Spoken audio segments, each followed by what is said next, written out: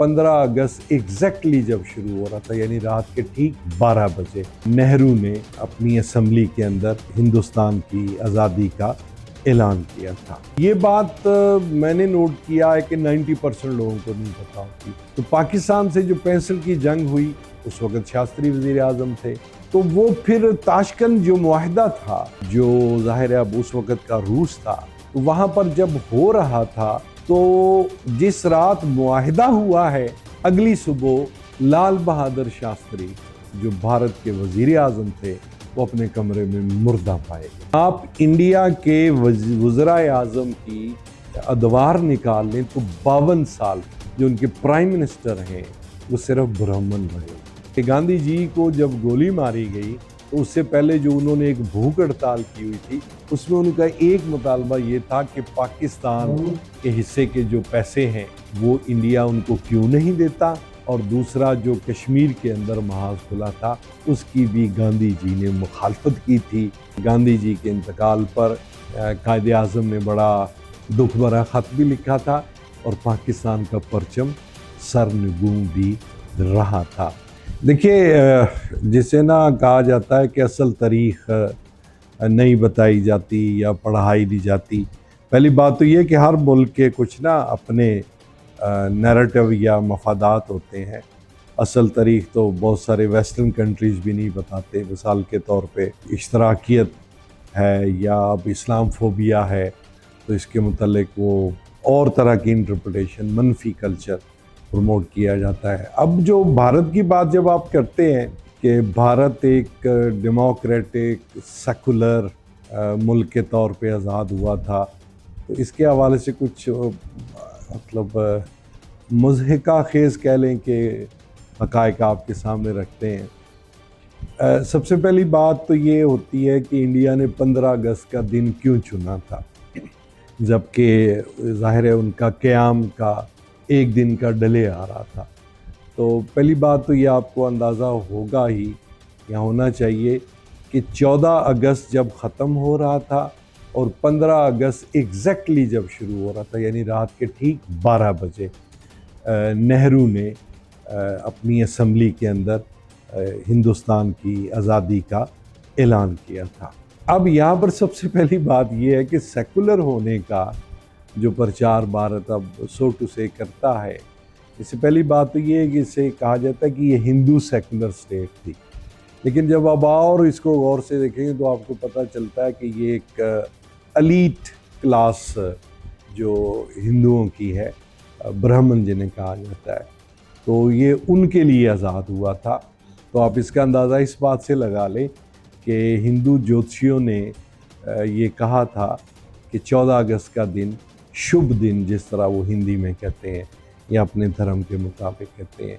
फिर हलफ उठाने से पहले जो मतलब तारीखदान जो वहाँ पर, ये स्टैनली वेलपोर्ट जैसे हिस्टोरियन भी वहाँ पे मौजूद थे, वो नोट्स ले रहे थे। तो नेहरू के ना घर के ऊपर जो है वो हिंदू पंडित गए, उन्होंने जो मुकद्दस पानी, कुछ जगह पर गंगा जल कहा जाता है, कुछ जगह पर किसी और नदी का नाम लिया जाता है, वो उस पर छिड़का गया। उन्होंने अपने मज़हब के मुताबिक अश्लोक पढ़े और फिर उसे वो जो तिलक है वो लगाया गया। और ये बात फिर जब असेंबली के अंदर हलफ हुआ या तकरीब जब हुई, तो पहले सारे जहां से अच्छा हिंदुस्तान हमारा गाया गया, तो उसके बाद फिर वंदे मातरम भी गाया गया। तो वंदे मातरम एक नावल है बेसिकली, कि जिसमें अंदर वो जो ना एक कैरेक्टर है वो ये उसमें गाता है। ये मूवी भी है, अगर आप अपनी असल तारीख जानना चाहें तो ब्लैक एंड वाइट मूवी है इंडिया की बनी हुई, तो उसमें आप देख सकते हैं। तो ये दरअसल उसके अंदर जो एक कैरेक्टर है ना, वो अपने लड़ने वालों का खून गरमाने के लिए, और वो क्लियर कट नावल जो है वो और किसी के ख़िलाफ़ है या नहीं है, लेकिन मुसलमानों के ख़िलाफ़ ज़रूर है कि यहाँ से बाकी लोगों को जाना होगा। मिसाल के तौर पे मैं आपको बताता चलूँ कि जिस बंदे ने गांधी को कत्ल किया था, नथुराम गॉडसे उसका नाम था, वो भी एक ब्राह्मण था। तो उसका भाई जिसको कैद हुई थी, अब गालबन वो भी मर गया हुआ है, तो उसका इंटरव्यू भी आपको यूट्यूब पर मिलेगा। तो जिसमें वो मुसलमान तो डायरेक्ट नहीं कहता, तो वो कहता है ये अगर आपने यहाँ मतलब एक अच्छे या तगड़े मुल्क के तौर पे रहना है तो आपको इन अरबों से जो तल्लुकात हैं वो अपने वो मुनक़ता करने होंगे, अपने आप को कट ऑफ करना पड़ेगा। तो एक बात तो ये मैं बता दूं कि गांधी जी जो थे वो ब्राह्मण नहीं थे, लेकिन उनको कत्ल करने वाला नथुराम गोडसे एक ब्राह्मण ही था। फिर अब दूसरी बात ये कि ऐन जब वो रात 12 बजे का टाइम चूज़ किया उन्होंने, तो अब इंडियन स्टैंडर्ड टाइम के मुताबिक 12 बजे थे, लेकिन अब हमारा जो स्टैंडर्ड टाइम है इस हवाले से अभी उस वक्त जो है वो 11:30 ही बजे थे।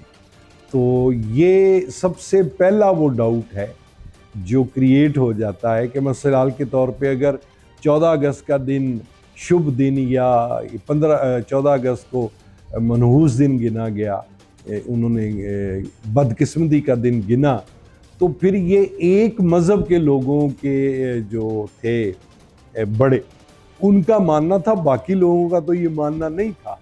तो ये बात फिर वो क्वालिफाई करते हैं हिस्टोरियन कि ये तो एट द वेरी बिगिनिंग ही एक हिंदू रियासत के तौर पे जो है वो आज़ाद हो रहा था।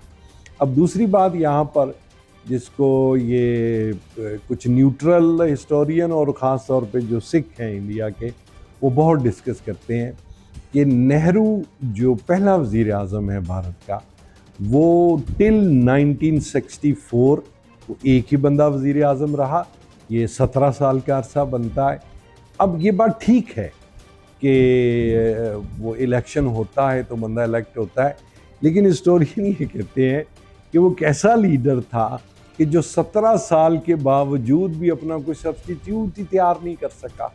तो फिर यहाँ पर ना एक इस्तिलाह ईजाद की गई थी, ख़ानदानी आमराना जमहूरिया।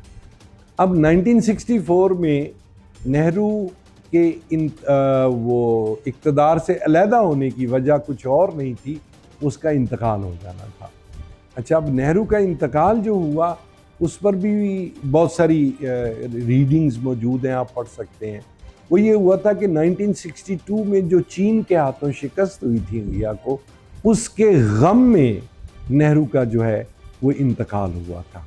अब कुछ वक्त वो शास्त्री जो हैं वो अगले प्राइम मिनिस्टर हैं, तो शास्त्री जो हैं, अब ये बात मैंने नोट किया है कि 90% लोगों को नहीं पता होती। तो पाकिस्तान से जो 65 की जंग हुई उस वक़्त शास्त्री वज़ीर आज़म थे, तो वो फिर ताशकंद जो मुआहदा था, जो ज़ाहिर है अब उस वक़्त का रूस था, तो वहाँ पर जब हो रहा था तो जिस रात मुआहदा हुआ है, अगली सुबह लाल बहादुर शास्त्री जो भारत के वज़ीर आज़म थे वो अपने कमरे में मुर्दा पाए गए। अब वज़ीर आज़म का इंतकाल होना किसी दूसरे मुल्क में एक बहुत बड़ी ख़बर थी। तो उसके बाद फिर क्या हुआ कि उनकी जो पोस्टमार्टम की रिपोर्ट वहाँ पर बनी वो पब्लिक नहीं की गई। उनका जो है ज़ाती डॉक्टर मुआलिज वहाँ पर मौजूद था। तो वो जब उनकी मैयत को वापस लाया गया इंडिया, तो इंडिया में लाने के बाद भी उसका पोस्टमार्टम नहीं किया गया था। और उनके जो करीबी लोग हैं वो ये कहते हैं कि उनके जिस्म पर ना नीले होने के निशान थे, जिससे पता चलता था कि उनको शायद जहर दिया गया था।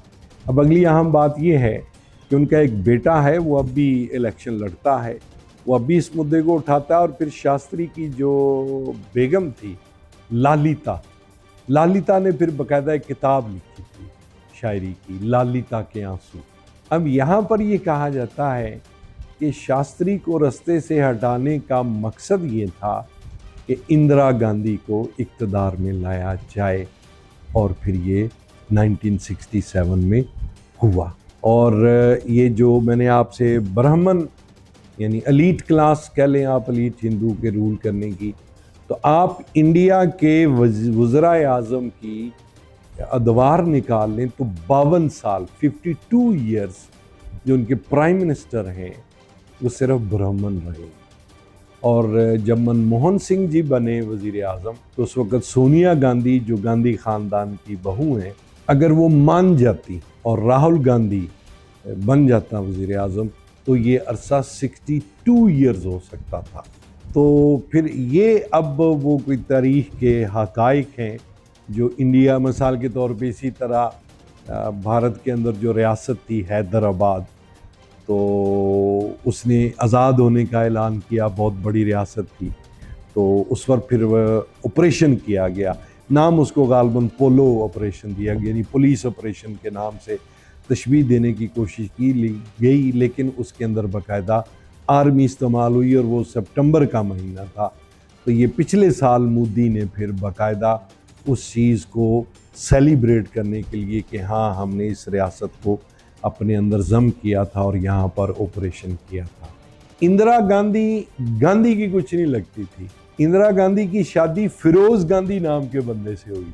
हाँ, ये भी वाज़ेह रहे कि गांधी जी को जब गोली मारी गई तो उससे पहले जो उन्होंने एक भूख हड़ताल की हुई थी, उसमें उनका एक मुतालबा ये था कि पाकिस्तान के हिस्से के जो पैसे हैं वो इंडिया उनको क्यों नहीं देता, और दूसरा जो कश्मीर के अंदर महाज खुला था उसकी भी गांधी जी ने मुखालफत की थी।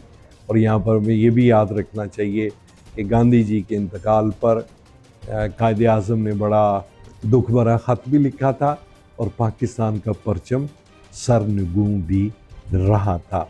और गांधी जी के रास्ते से हटाए जाने की बड़ी वजह वो एलीट हिंदू क्लास की ये मेंटालिटी थी।